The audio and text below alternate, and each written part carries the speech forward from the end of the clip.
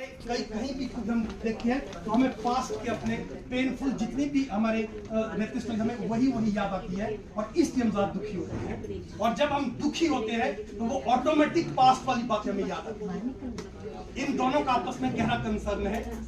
लेकिन जब मैं ये नहीं करता था तो मुझे इन बातों की कोई नॉलेज नहीं थी। फिर मेरा सोचने का अंदाज ही ऐसा बन गया था।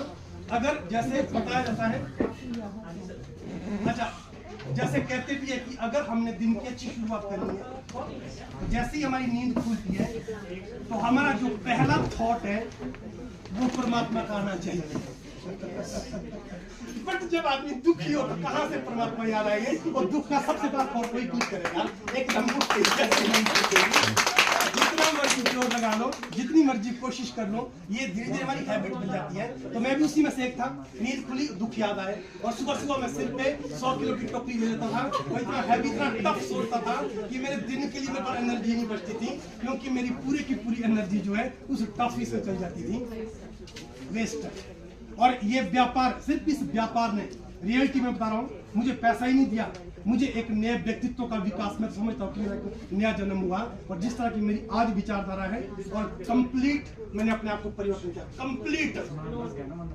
मुझसे नेगेटिव, मुझसे जैसा कोई मतलब व्यक्ति जो बिल्कुल हर चीज को नेगेटिव वे में लेता था और हर जगह माहौल को खराब कर लेता था। कहीं पर भी मैं जाता था वहाँ का माहौल में बिगाड़ लेता था। और कहीं तो इस तरह था कि अगर कहीं मीटिंग होती थी, मुझे वहाँ पाबंदी से तू नहीं आएगा उस मीटिंग में।